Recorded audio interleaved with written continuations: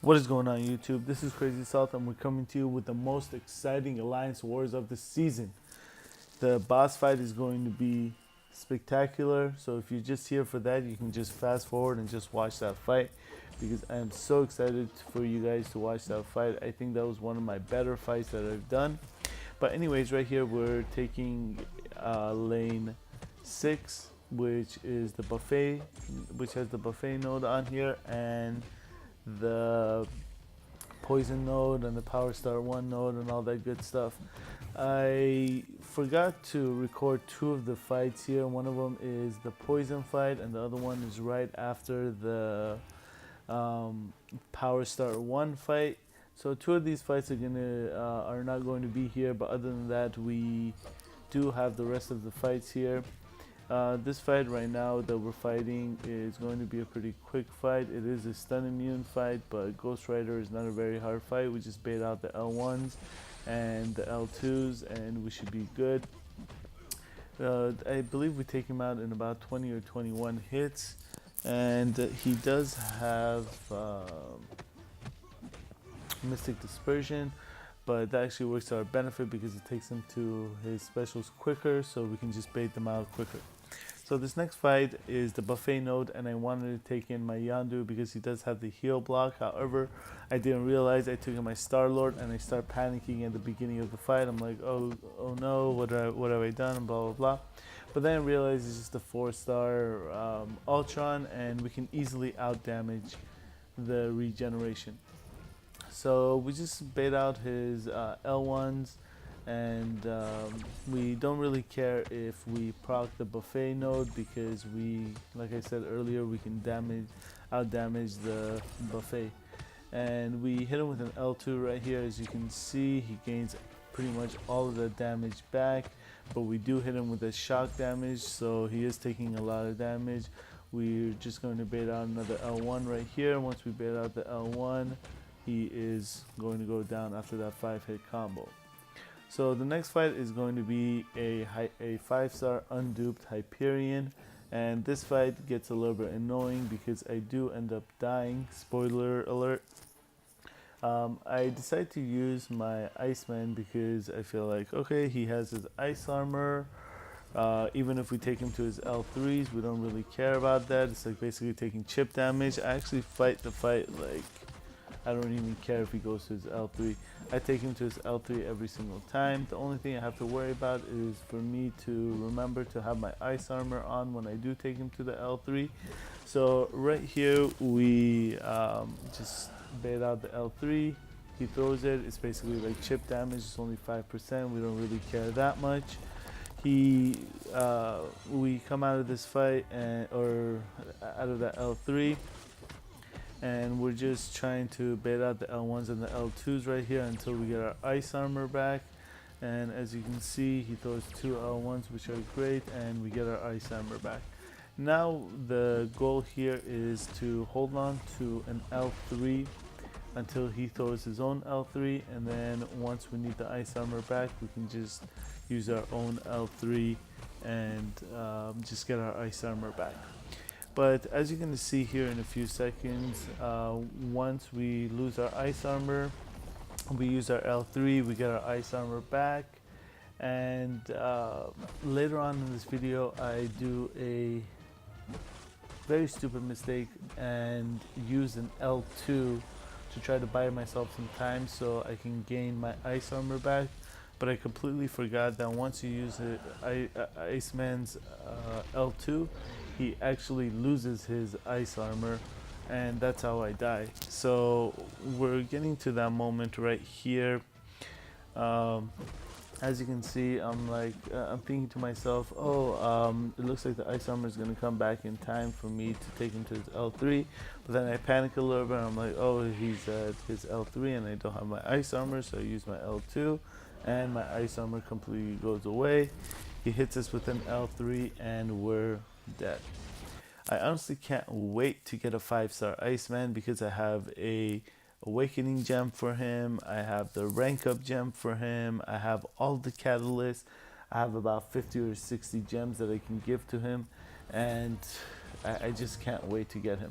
So anyways, we go in with our Star Lord. The name of the game is to just bait out the L1s and the L2s. He barely has any health on him anyway, so we're gonna take him out in about 15 hits. So it's gonna be a quick and simple fight. That's 10 hits right there. He's below 10%. We bait out another L1 and we go in for a 5-hit combo and he's down. So we gave a death right there, which is fairly annoying, but that's not too bad. So the next fight is a 4-star unduped champion, and to my knowledge I was thinking, oh, it's probably going to be a Nightcrawler on this node, but it ends up being a Domino.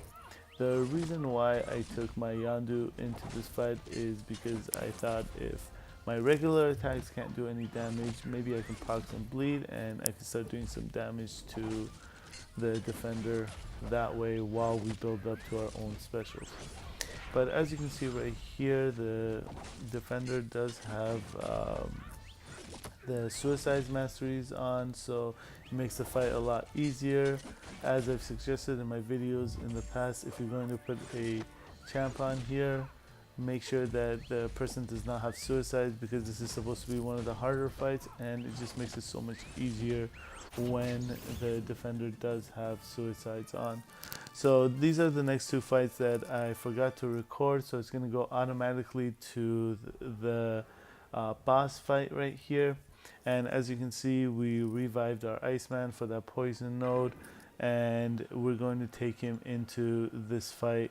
We're going to heal him up 100%. I used a couple of boosts because we're in tier 5 now, so one-shotting these champions these bosses are going to be very, very helpful to us. So we take our 4-star Iceman, which doesn't do enough damage in my opinion to maybe even take out this 5-star Spider-Man, even if we didn't make any mistakes. But as you can see here, all I try to do is try to keep a cold snap on him at all times, because once we have that cold snap on him, he cannot evade. So we try to bait out heavies and L2s and just use our L1s to put the cold snap back on him. And this fight is going great at the beginning. We're doing backdraft intercepts.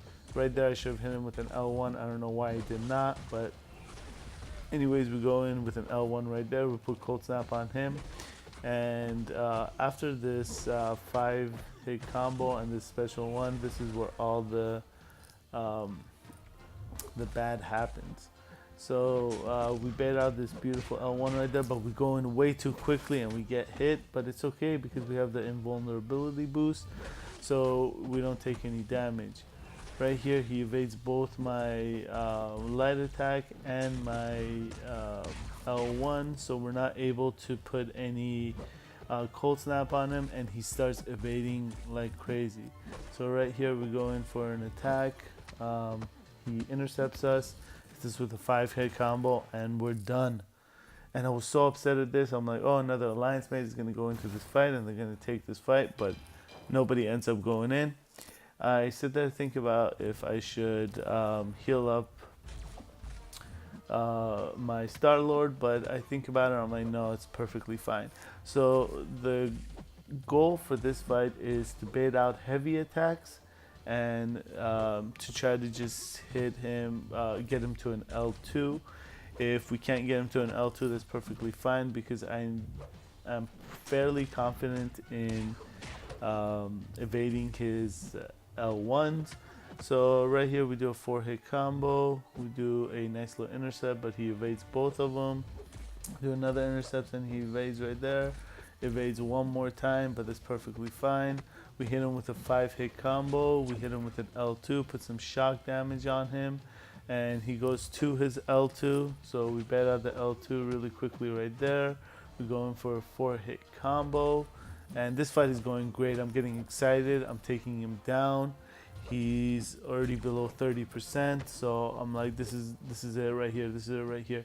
And we get clipped right there by the L1. So we lose our combo. And I start feeling the pressure. I'm like, I lost my combo. Now I have to build it back up. But I mean, we have enough time though, so it's perfectly fine. So we bait out another heavy right there. We go in for a 3-hit combo because we don't want to take him to an L1.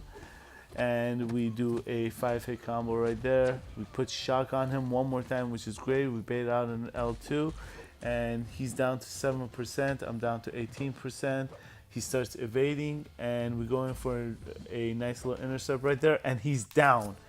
Even though we got a 2-shot on this on the boss, and I was super excited, we still ended up not winning this war. We didn't win this war because of multiple different reasons. One, as you can see, we did not explore 100%. We had one fight remaining, and our diversity was higher, but they had more defender kills than we did. They had 91, we only had 79. So it seems like they won by a big margin. As you can see right there, I did get the MVP number 3. Anyways, guys, if you did like this video, please do not hesitate to hit that like or the subscribe button. We are trying to raise our subscribers. And if you do like Alliance War videos, please let me know in the comments below, and we'll catch you in the next video. Thank you so much for watching.